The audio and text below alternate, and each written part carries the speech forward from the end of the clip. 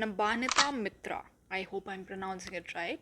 She asks, "The when do you think you should do MBBS?" Now, I don't know if this means like if you're the right person to how to know if you're the right person to do MBBS. If that's what the question is, then definitely only and only if you are like doubly, triply, quadruply sure of the profession and have like absolutely zero doubt, because basically you need a lot of patience and hard work and willpower, and it'll all fade away if you're not ultimately interested in the profession. Also, favorite actor in Bollywood. And also, my favorite actor in Bollywood, yeah, I don't have any. Like, actually depends on like what kind of movie they're doing. The Hustler says, do talk about your experiences, funny, memorable, etc., throughout your MBBS journey. So, actually, we did a video on this where a lot of my, like, not a lot, but a few of my friends talked about their MBBS experiences. I would link it somewhere here. You can watch it. It has some great and very funny experiences. Priyadarshini says, what is that one thing that you really wanted to change in your college, workplace, society, and took a step to do that but left it midway? Ooh, that's a good question. There were a lot of things if I think about it. One thing which I really regret not completing, which at the time I thought was because people were not receptive to the idea. So basically, in third year, second year of my college, along with my seniors, we founded this medical society called MediQuest. Like we actually got it registered government may as a society and all of that, and did all the legal and GOI wala stuff. So it was the idea behind the society was to create like opportunities for workshops and to create opportunities for um, like learning through seminars and having like very cool webinars and all sorts of things and like hands-on things, so where like basic things like basic life support and like surgical skills, suture skills, वो सब सिखाए सिखाएं experts या फिर हम या फिर peers एक दूसरे को. So it was basically to build a community inside our college where which like talked, which like discussed and which learned medical stuff, but like the fun way. But as much as we tried to like popularize the idea, as much as we tried to do things with that idea, we eventually I think वो बस एक society register होके रह गई. And then in final year like I was supposed to head it, but heading the society also meant heading the national conference in our college. And that's the year when I left being the chairperson of the national conference because I wanted to start a YouTube channel. I right now I don't think I have any regrets of like leaving the society or the conference, because even though like the conference was great that year, but the society eventually dissolved. So basically what I'm trying to say is that हमने काफ़ी मेहनत करी किसी चीज़ में and people just did not respond. Why life sucks? I don't know, man. Do you watch K dramas? No, I do not watch K dramas. Yeah, I want to, but I do not have any good recommendations. So please feel free to recommend good K dramas. Also, how to read Robbins. The book is really tough to read. Yeah, okay. This is like another video in itself, but like in short, if I had to give you one tip to complete Robbins, even though I was not able to do that myself, but that's majorly because I didn't pay much attention. But the people who did complete reading Robbins in their second year itself were the people who actually read Robbins like at least 10 pages daily, or at least like 20 pages daily, like at least, and I mean at least 20 pages. I'm not saying only 20 pages daily, but like not leaving the habit of reading Robbins because it's an important book, it's an essential book. Prajwal says how to remember pharmacology and the classification of drugs in specific. Yeah, I used GRG notes and I used to take GRG classes. Right now he's on prep ladder.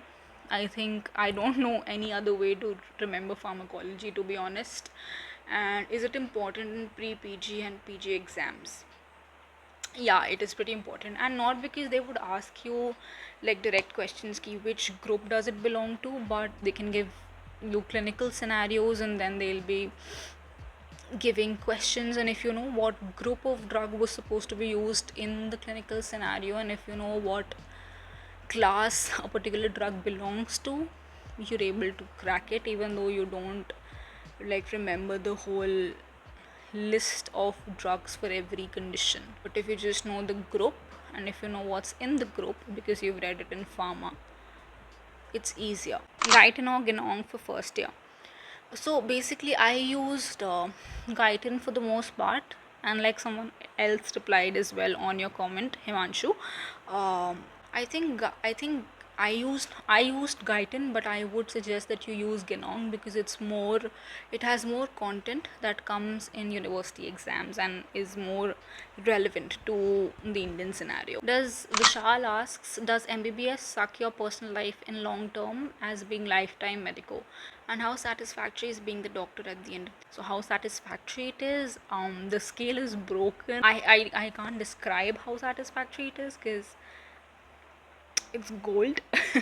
But does it suck away your personal life? It doesn't have to.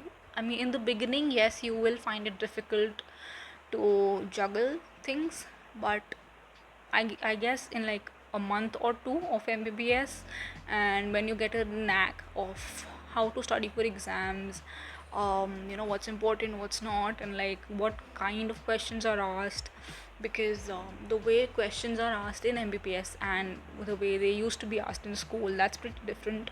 Once you identify that, once you are at peace with what's the syllabus, how you would do it, you can pretty much have like n number of hobbies and like perfectly balance your personal life. Then, how to do masters from abroad after MBBS, asks Harsh Ray. So Harsh, basically, it depends on which country you want to go to. Virtually, you can go to like a lot of countries, but the most popular ones are USA through the USMLE exams, UK through the PLAB exams, and Australia or New Zealand by the AMC clinical exams. Dheeraj asks, which specialty are you planning to pursue? I would only talk about it when I get the specialty because I don't want to jinx it. How much cries does it take to become a doctor? Asks Shivang. At least two per day. Basically, there are a lot of cries, but they are more when the exams are approaching, and they can be none when like a new year has started, new semester has started. But yeah, I don't know anyone who has not cried a lot during MBS. But in the end, disclaimer, everyone found out a way to get out of that misery successfully.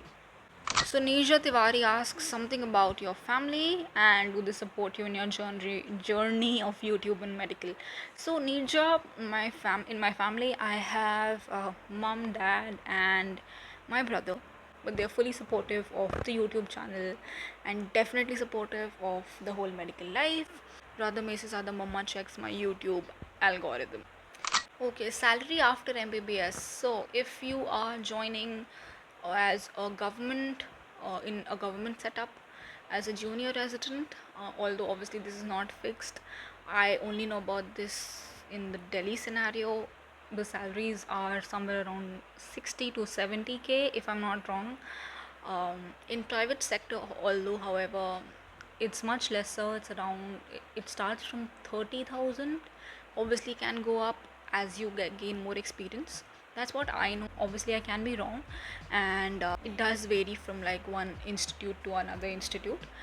Shayan asks if I have any other hobbies except YouTube. So I do like to write. I do write a blog on my website, and I used to dance pehle. Now up chhut gaya hai. Simran asks what would I be if I were not a doctor. I do not know the answer to that because I have always wanted to be a doctor, but maybe psychology would be the thing I would be going for. So Kishan Utkarsh asks that my favorite subject was PSM or community medicine.